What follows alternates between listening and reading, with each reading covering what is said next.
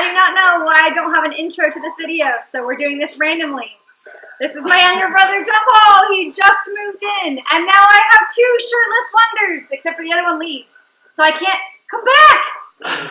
Come back. Anyways, we are filtering our water because we don't want chlorine and fluoride in our waters. And this is the best spaghetti recipe we've ever had, so I hope you enjoy. That's really all I wanted to say. And to ask you to comment below if you would like to see more in-depth how I cut an onion kind of videos, like super basic, really brief videos, because I don't really go over it too much in the videos, but I have found that there are those who might find that helpful, like how not to cut yourself and cut an onion and not run your eyes. Okay, let me know. Alrighty, so when you want to take a half of a white onion and you want to chop it as so, just because you want to make it super tiny and symmetrical and it already has lines in it, we are trying to utilize it within. You're going to have to squeeze the pieces of the onion together to make this work, okay? That's my hands doing. You're squeezing it together. Now this is the fresh pepperoni. You can get this in your deli section of your supermarket, and you want to keep the plastic wrapped on it. Otherwise it's so greasy that it'll fall off of your hands. Being on the ketogenic diet, I do believe that the fattier foods are better for you. And I know that that can be a hard thing to wrap your mind around, and I promise you will not regret it. This has so much flavor. It's so delicious. It's good for your body. It's good for your brain, and it's good for weight loss. It is not going to hurt your heart. Okay, after this, we have our meatballs. These are chicken. They're flavored for this type of recipe. I get them from Costco, and I cut them into quarters. If you've ever been on my channel, I'm gonna repeat myself again, everything's symmetrical. So the meat pieces are all the same size because I just like that in my mouth. Oh my God, that sounds terrible. Oh my God, I'm gonna have to have that. Oh my God. Anyways, moving on.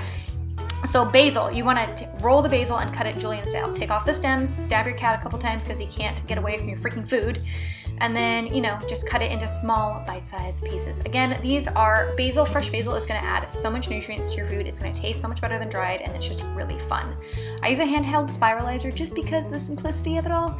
And I actually like the chunks that come out of the end, like because they're like spiraled root. I think they're called rotini noodles. I'll probably have to look that up. And then anything that's left over, I chop into chunks because I like hearty salads, hearty soups, hearty apparently pasta. And then fresh tomatoes. You can use the large tomatoes, but I just feel like the little tiny ones like this just add a little bit more sweetness. I just think they taste better. I feel like the larger ones can be more bland. By the way, I just went off and put them into the thing to cook, and that is Hobie trying to get my food. He makes me drink, apparently. I don't know. Anyways, mushrooms. So we have 4 large mushrooms that are organic from Costco that I get to buy with my little brother. And so we kind of split them in a pack, which is why I did that. These pieces of mushroom are the same size as the meat chunks and the tomatoes and everything else, and they're all going to saute in the pan with the noodle while I'm cutting the spinach that we're going to add. Now, as you can see, this is a really dark, rich, leafy green, and that is going to be so nutrient dense. So if you get a chance to see that at the market and you hate spinach, I highly recommend you go for it. Oh, by the way, that's lamb that I had that was gross, and I need to find a recipe that worked for it, and so I'm just throwing it in there just because I can.